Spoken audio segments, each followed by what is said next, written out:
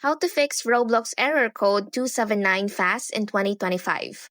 Roblox Error Code 279 means your device is struggling to establish or maintain a connection with the Roblox servers. Don't worry, most fixes are quick and easy. Here are the fastest ways to resolve it. Fix 1. Check your internet connection and restart router. This is the number one culprit. A quick refresh of your network can solve many connectivity issues. Fix 2. Temporarily disable firewall and antivirus. Locate your antivirus software or Windows Defender firewall settings. Temporarily disable them for a few minutes, then try to join a Roblox game. If Roblox loads, then your security software is the issue. You'll need to add Roblox as an exception or allow it through your firewall. Remember to re-enable your security software immediately after testing. Fix 3. Reinstall Roblox. Delete residual files, optional but recommended. Sometimes, leftover files can cause issues. Press Windows key plus R, then type local app data and hit enter.